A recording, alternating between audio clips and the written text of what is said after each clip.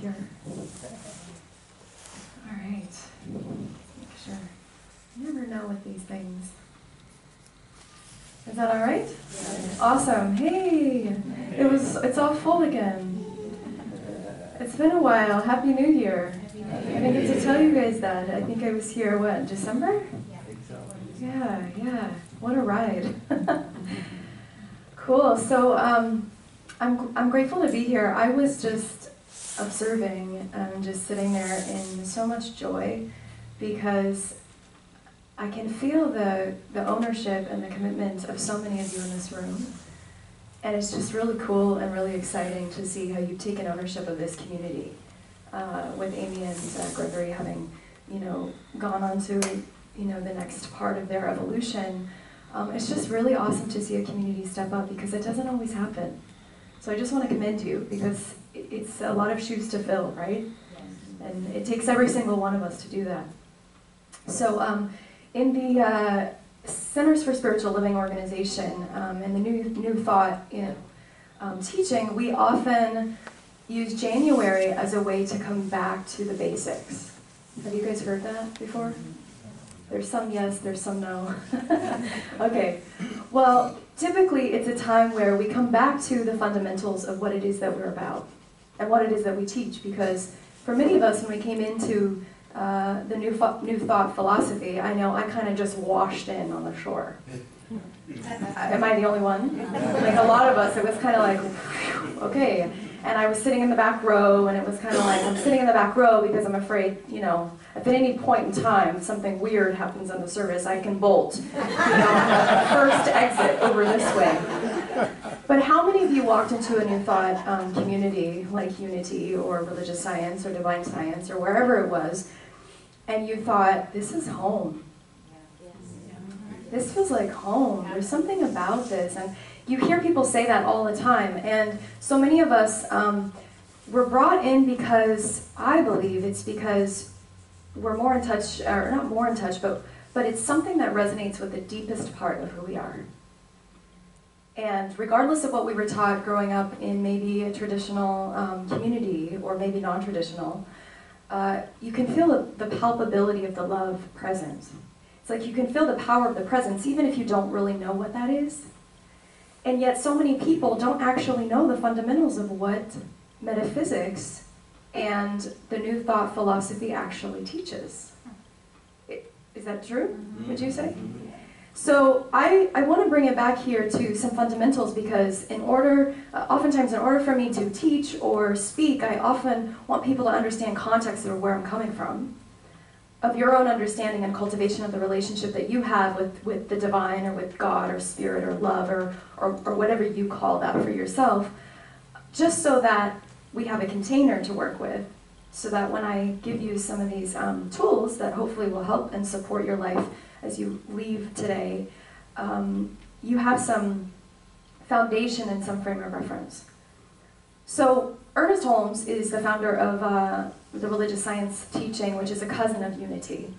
And he has this Bible that we call the Science of Mind textbook. Have any of you read it? It's a little dense. If I was on an island by myself, I would not take that as my only book. He repeats himself often, but he talks about something called the thing itself. The thing itself, and it sounded so vast when I was 16 picking up this book going, what is that? The thing itself, and what he is referring to is the power and the presence of all of life, of God. This infinite intelligence that is everywhere. He's referring to that thing with a capital T, itself with a capital I. It is the I am presence, so the I am that I am. It's the place where there's never an absence. So there's no defect. It is total wholeness. It is total perfection, this power and this presence. The presence is in the pain. The presence is in your joy. The presence is in your fear. And so it is the understanding that God is all there is, that there is only one thing happening. It is the one life, the one power, the one presence, the one mind, this mind, my mind, your mind. And it is internal and external. It is form. It is the formless. It is everything. And so the biggest lie that we were told, I know I was growing up, is that I was not perfect and whole and complete and enough. The biggest lie.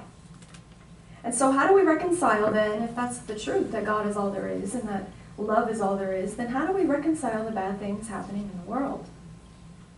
How do we reconcile the apparent separation or the discord or the evil, the quote-unquote evil that we see, which we know is just a misalignment with Source?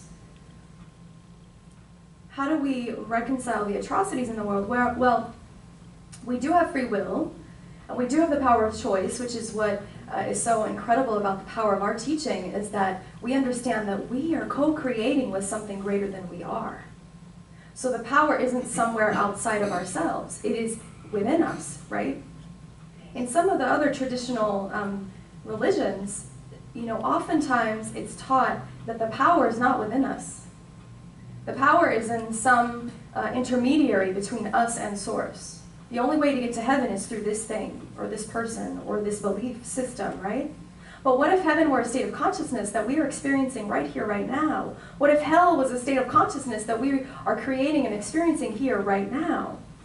And so if God is all there is, and I am an expression of that, which is another principle, I am connected to it because there's only one thing happening. It is the oneness of all of life. If that's the truth, and I'm part of this, then that must mean that my thoughts and my beliefs and my actions follow my consciousness.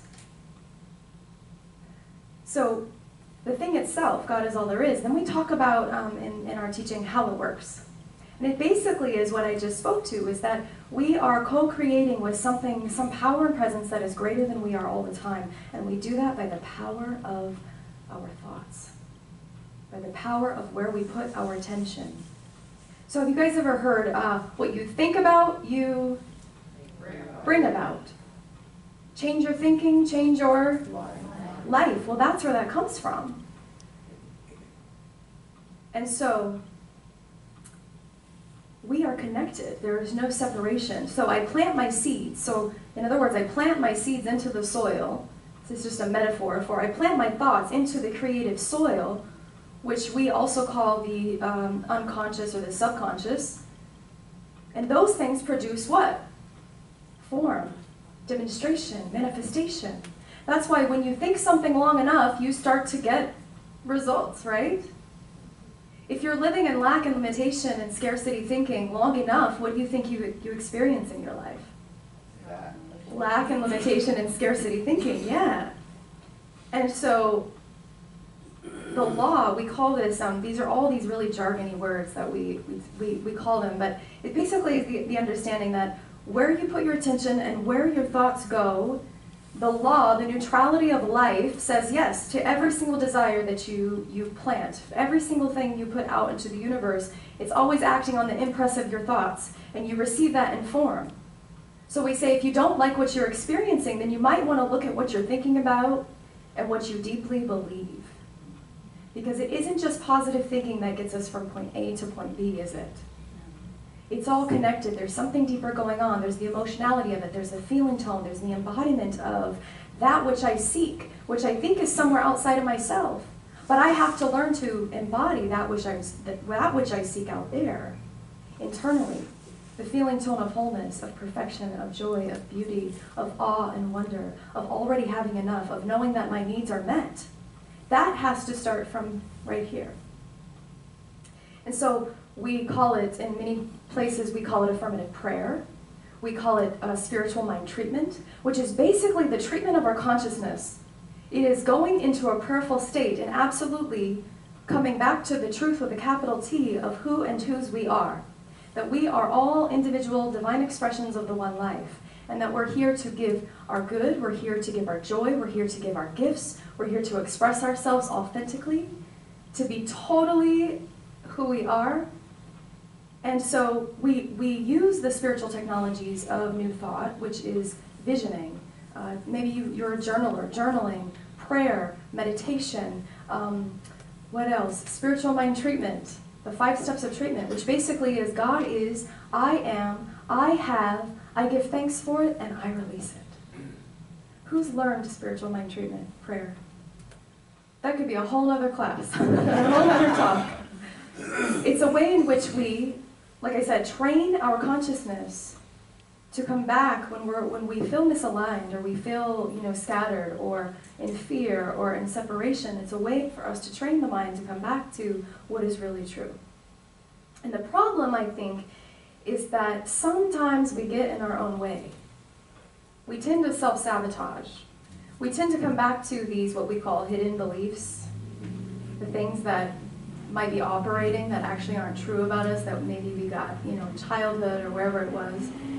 And so we give our power away to forces outside of ourselves, like the government, like people, like circumstances. And then what we experience is lack, limitation, scarcity, resistance, pain. But your pain is information. Have you heard that? Your pain is information. The pain will continue in your life until you are being pulled by a vision. And so, what does this power and this presence do? What does this teaching do? Well, we know what it is, the thing itself. We know how it works because we're co-creating with it. But what does it do? It follows thought. So form follows thought. You guys have heard, it is done to you, unto you as you believe.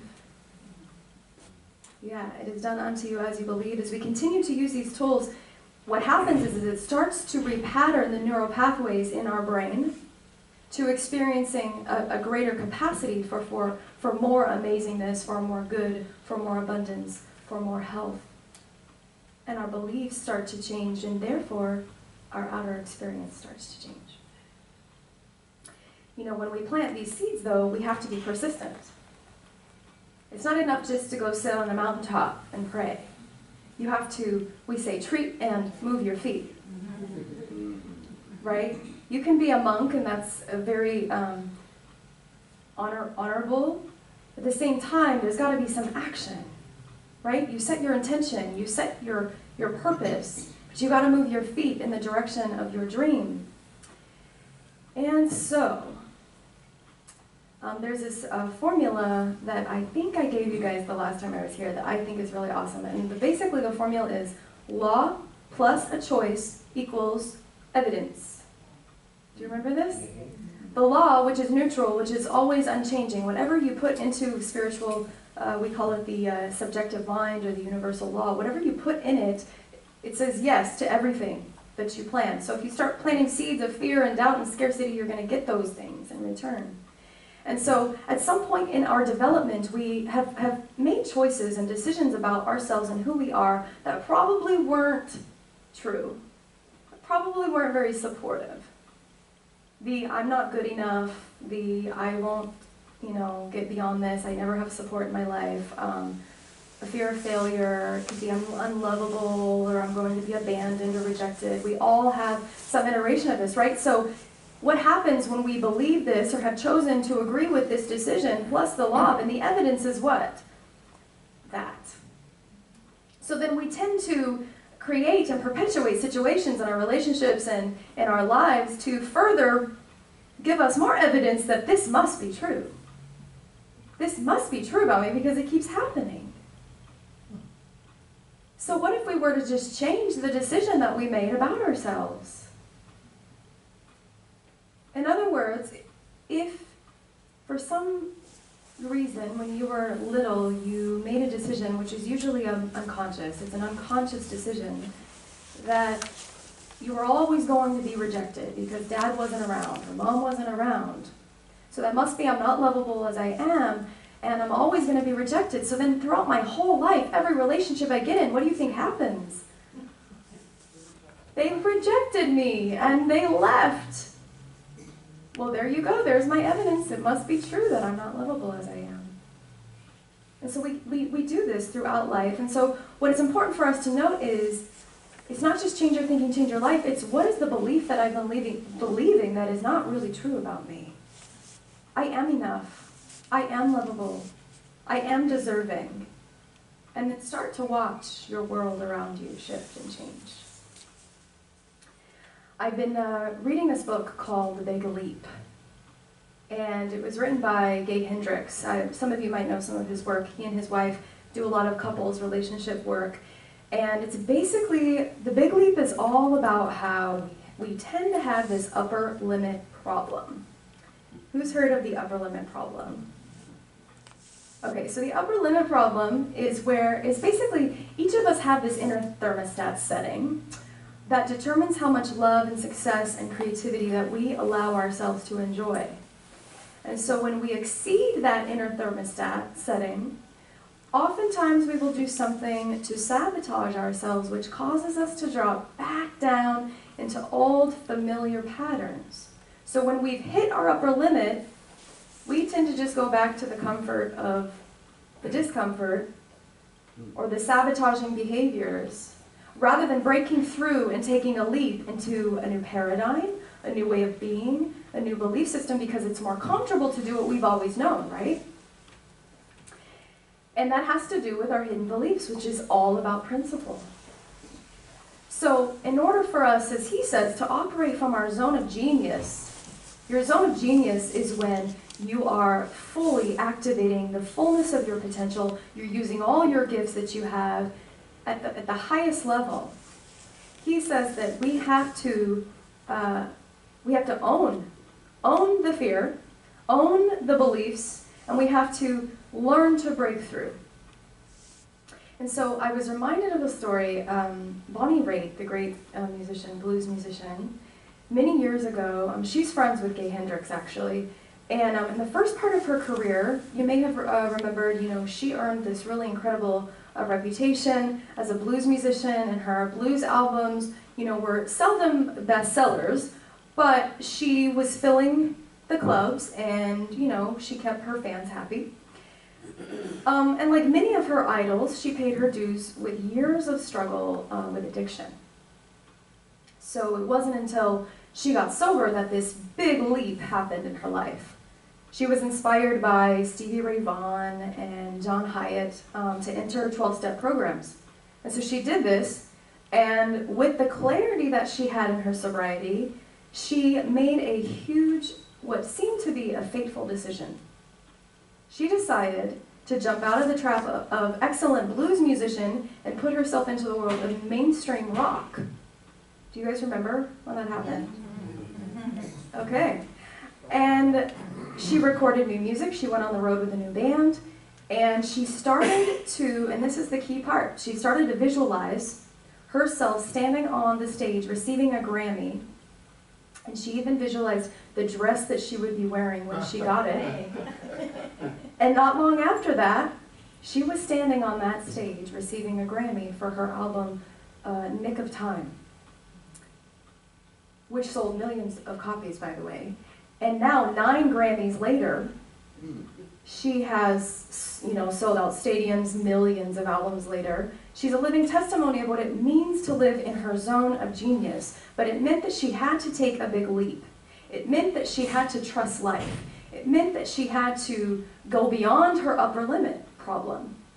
And her upper limit problem was, I'm an excellent blues musician. That's all I am, you see. So how is it that we can use this teaching to leap into our zone of genius? Well, I think a lot of it has to do with what I was saying earlier, which is embodiment. This teaching is a very cerebral, intellectual teaching at times, and we often forget that there's a heart piece, and that those two together is like magic. And so it's the embodiment. It's the question of, I ask you just to consider this, am I willing to feel good and see my life going well? Just that. Am I willing to feel good and to see my life as going well? And when I don't see the results that I want, can I come back to center, take a deeper look at the underlying patterns and beliefs that might be running my life? Am I willing to increase the amount of time every day that I feel good inside? That's a big one. Am I willing to increase the amount of time that I feel good inside every day? And am I willing to increase the amount of time that my life goes well? These might seem like simple questions, but I think they're profound. Especially if you've gotten into the habit of just not feeling good. And am I willing to feel good and have my life go well at the same time? I've been doing this experiment lately that my mentor asked of me, because sometimes we get into a pattern of answering people when they say, "How are you?" I often find myself going into a story or this long thing about what's going on, and it's not always positive. And so he said, "Savanna, what if when somebody asks you how you're doing, you say, 'I'm great'? Like, fake it till you make it. Like, I may not feel that way right now, but I'm going to answer with something of where I ultimately want to be if I'm not there." So try that. Try to experiment with that. When somebody asks you how you're doing, change it up a little bit. So many years ago, when I was in high school, I came from a very small town in West Texas. I grew up in a community of 3,000 people. Hard to believe now, where my life is now. And when I was 16, I moved to Colorado into a school of 1,600 people. So you can imagine, as this really small town, West Texas, oil field town girl, I come into this world of, it was just so vast and so big. And music was my life. I was singing, I was performing. My father was a marching band teacher for 30 years.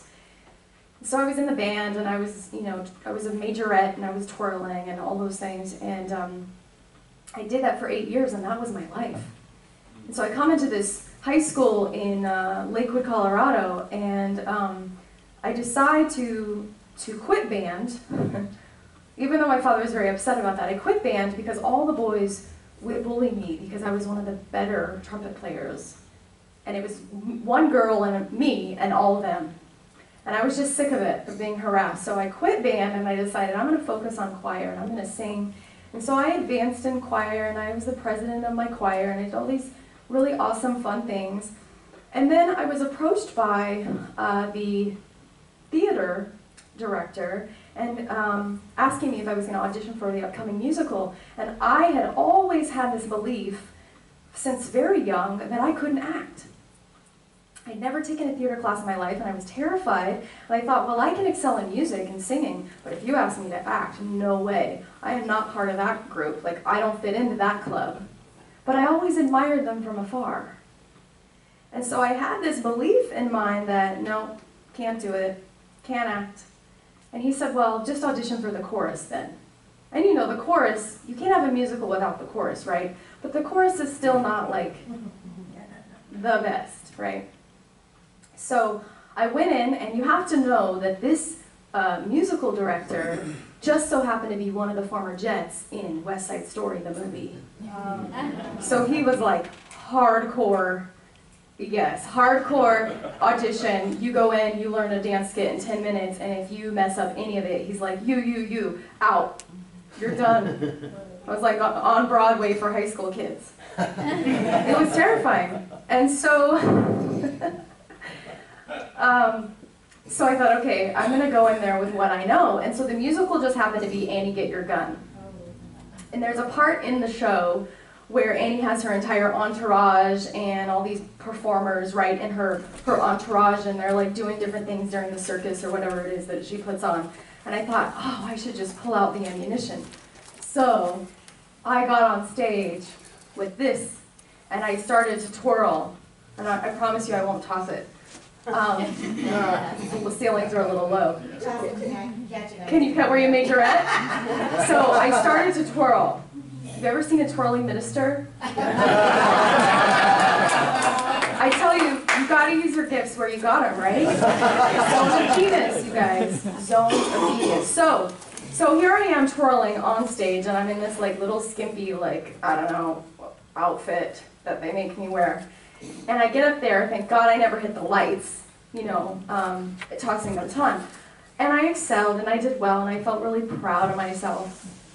Now the following year, they asked me, hey, have you considered auditioning for the lead in the school senior musical? Because I was a senior at this time. And the teacher had retired, so they had a new teacher, and I thought, oh man, here it comes again. I don't act. I'm not an actress. I've never had a class in my life. How could I ever do this musical as the lead with no understudy, mind you? And she said, well, we can teach you to act. We can't teach you to sing. So So I thought, all right, I'm going to go in there, I'm just going to do this, and I'm going to sing, and I'm going to let my voice carry me and be the thing that sets me apart from everyone else. So I go in, I audition for a musical called Lucky in the Rain, and I get it.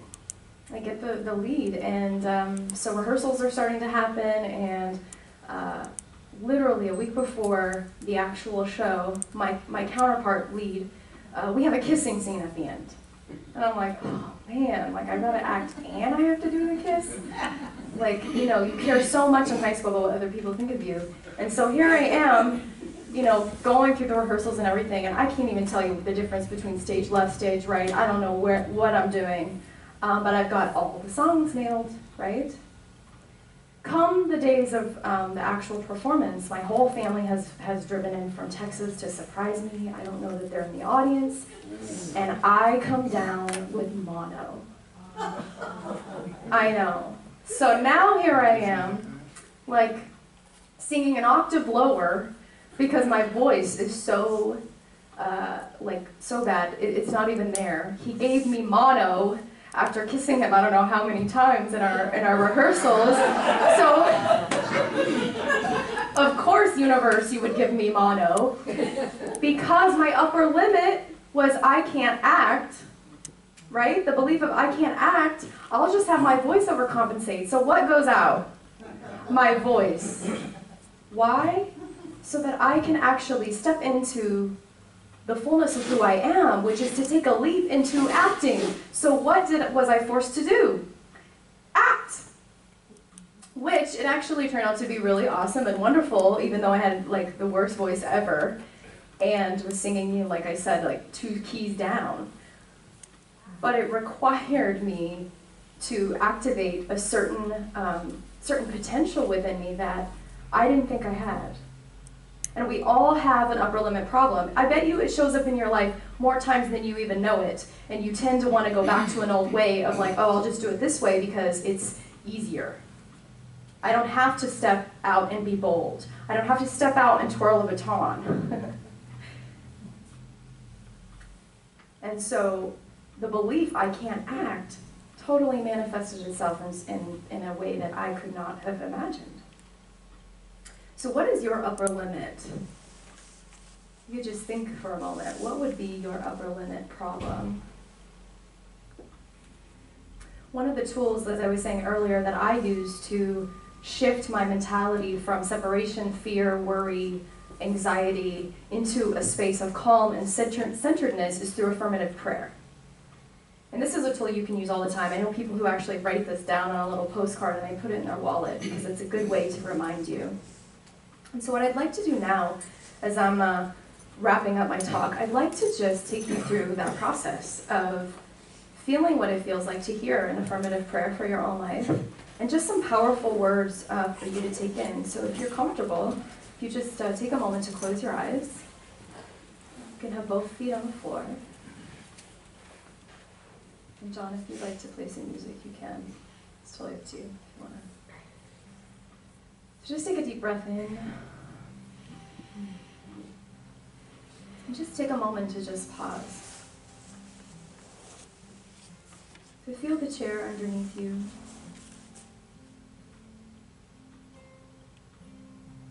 And to say to yourself silently within your own mind, everything is working together for my good right now. It is truly working for my joy right now.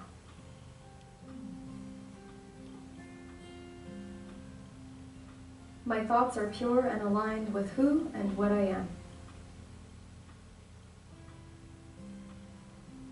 I experience harmony in my relationships. I am free to be authentically myself with everyone that I meet. I love myself just as I am and just as I am not. My body temple is healthy, energized, and renewed as I care for it with love and tenderness. I I live abundantly, and all of my needs are met and more. I show up powerfully in my life and on purpose. And my good comes to me all the time, and my life is nothing but a blessing. I'm feeling good, and I see that my life is going well for me right now. And so we just breathe that in, knowing that there's one thing happening, and that is the activity of love itself. It is the power and the presence of the one life that is right in this very room. It is the nature of all that you are. It is the breath that you breathe. It is the essence of all things. I call it God. I call it love intelligence. It is the divine intelligence. It is my mind and your mind, and it is everywhere at all times. And I can access this power and presence because it is the very essence of who I am. I simply breathe it in, and I know that I am connected to it. And because I am connected to it, every single one of us in here is connected to this power and this source. It truly is the greatest power there is. It is this love. And so as I affirm and know my connection to it, I know that all my needs are met in this moment. I know that I am receptive and open to the good that my life has to share with me and for every single person in this room. That we are guided and nurtured and held by something so magnificent, and that every hope and dream and desire that we could want and ask for is already ours. Releasing the smallness, releasing the doubt and the worry and the fear and the separation thinking, we come back to the truth with a capital T. That everything truly is working together for good right now for each and every one of us, and that we are open to new opportunities, new growth, new possibilities, abundance, vitality and health, wholeness in our relationships, harmony in our relationships, and beauty everywhere that we go, and touching so many lives. And so giving great thanks for this prayer and so much more that hasn't been spoken for each and every person in this room, I allow you the moment to just say the name out loud of somebody that you want to pray for this morning that might be a little troubled or burdensome to you or them. Just say their name out loud and put them into this prayer.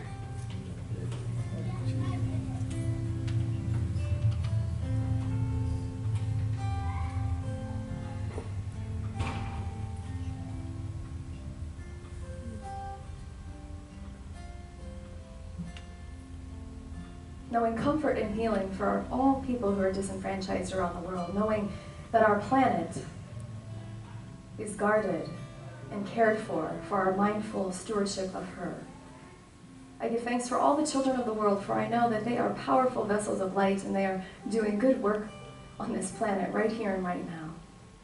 And that they never forget the truth of who they are and whose they are. And so with a grateful heart, I release my word now into the activation of love itself, and I know that this prayer is done right here and right now. And I let it be for all of us. And so together, let us just affirm, and so it is. Amen.